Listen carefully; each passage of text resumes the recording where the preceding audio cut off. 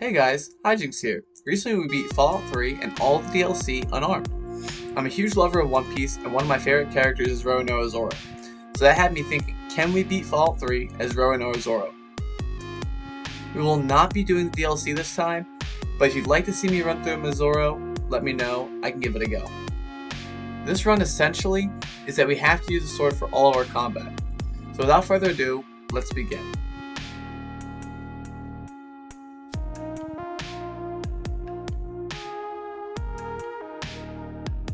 We start off naming our character Roronoa Zoro, and from there we pick our hair and make it green.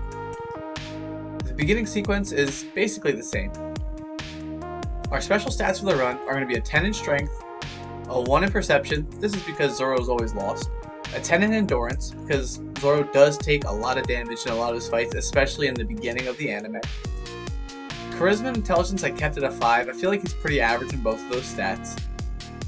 The agility of 8, if we do a Sanji run, I would do an agility of 10, but I feel like the agility of 8 is a good place to have it, and of course a luck of 1.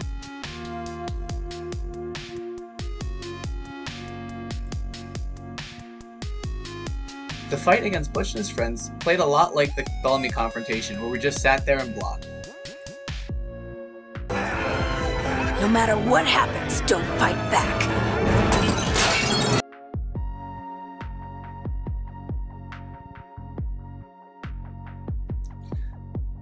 We escape Vault 101 without killing a single NPC.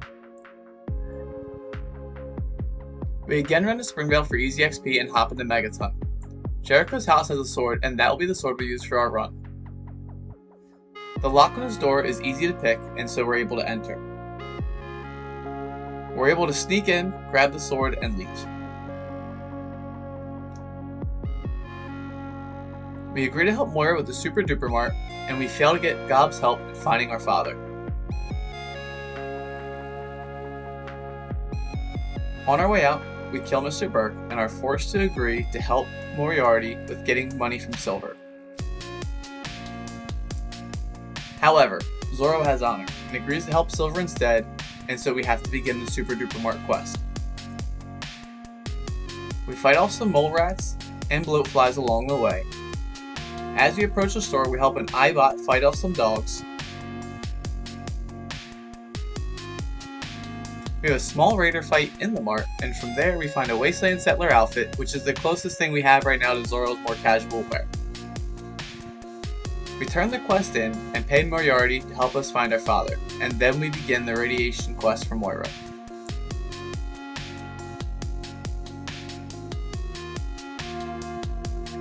After finishing the radiation quest, I begin my journey to Galaxy News Radio. However, Zoro often heads in the wrong direction but somehow ends up where he needs to be with the crew. So I decided to attempt to skip Galaxy News Radio and go right to Vault 112 Simulation. I'll be honest, I mostly did this because I've never done it before and I wanted to give it a try, but it did end up fitting our Zoro run.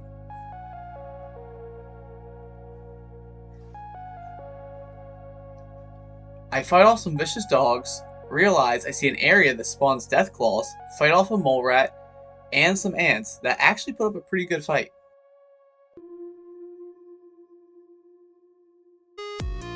Running low on health, we fight through the mole rats in Smith and Casey's garage, and realize that the fact that this whole run I won't be able to wear armor is going to be very difficult. With that cleared, we take a signature Zoro nap and enter the simulation.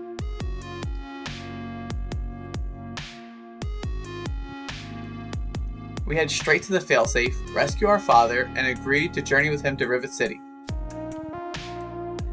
It would be a bold-faced lie to say this journey was smooth. It turns out Dad is scrappy, and he wants all the smoke. If there was a fight to pick, this man was picking it. We discovered Tenpenny Tower with no conflict, but venturing forth, we get forced into smaller, easier fights. I guess we had too much distance from Dad since he froze in place and we had to go back and get him. We walk right past Andale and right into a fight with some raiders and more dogs. And from there, we just continue walking into more Raider fights. We get into one that luckily he pulled aggro because there were 2 flamer users and a turret that I could not reach. We spent so much of this trip severely beaten up.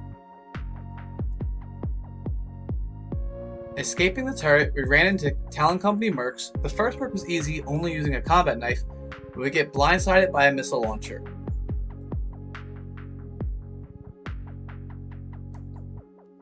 We close the distance and get the win. We press on towards Rivet City, avoiding the super mutants, where we meet with Dr. Lee. And with that, we begin to clear the super mutant threat. The outside of Jefferson Memorial went smooth. We just had to focus on keeping the fights separate and avoid the super mutants from grouping up. Entering the Jefferson Memorial, we weren't as lucky. We did get lucky being able to take out the turret, but we were forced to use the sink to heal. We relied on crippling the mutants' arms to get them to drop their weapons and force them into one-on-one fights. Our strategy is working really well, but once we enter the sub-basement, it all flies out the window. We had one good 1v1, but that quickly got us into a 1v4, and again, with no armor, our health is getting drained. But we were able to remember our Mihawk training and come out on top. We helped set up Project Purity. The Enclave interrupt our progress, and we are forced to help the scientists escape Jefferson Memorial.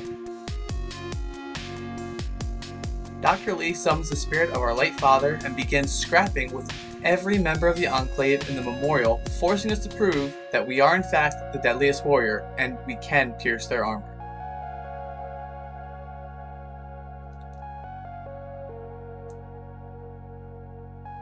The tunnel goes smooth.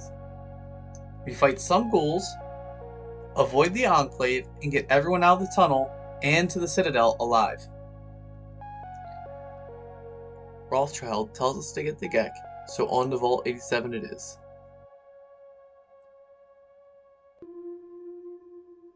We swing through a Robo-Brain, some Super Mutants, and a Centaur.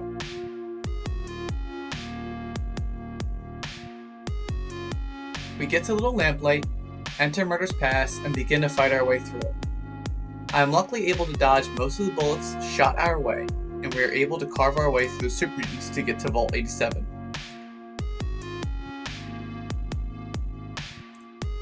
Vault 87 is much of the same. We fight our way through, only for our sword to get low on durability, forcing us to retreat and repair it. On the way out, Sticky asks us for our help to get to Big Town, and Zoro, being the hero he is, agrees. We repair our sword at Megaton and make a detour to Big Town.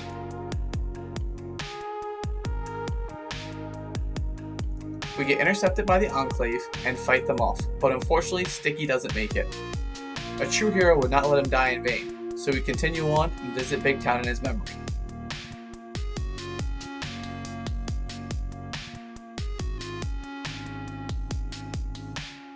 Realizing we have a distress message from our good friend, we run back to Vault 101, as Straw Hat Pirates leave no friends behind.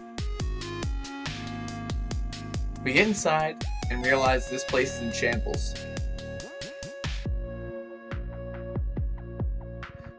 Resigned to not hurting anyone in our former home, we resolve this matter peacefully. We head to the Overseer's terminal, get the information we need, but Officer Wilkins gets aggressive, randomly forcing us to dodge damage while we make our way back to Amada. We convince Amada to stay in the vault with our information on the Enclave. We check in with the Overseer, and with that, we leave the vault forever. Our sword repaired, and our friends helped, we go back to fighting through the Super Mutants in Vault 87. We save folks, we get the Gek, we get kidnapped, we run through Raven Rock straight to the President, we tell him we won't help, and now is our big escape. I was being a tad arrogant during this escape, and I forgot to look at my health bar, and we experienced our first death in the run. We go for the escape again.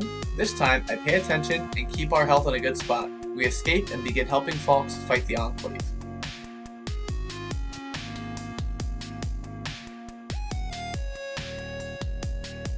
We go to the Citadel to check in with the Elder.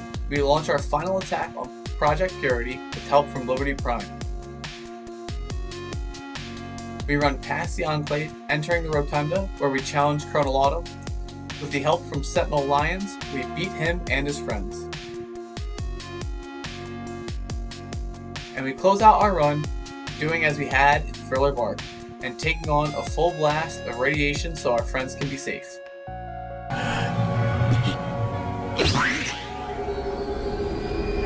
With that, we beat Fallout 3 as Roanoa Zoro.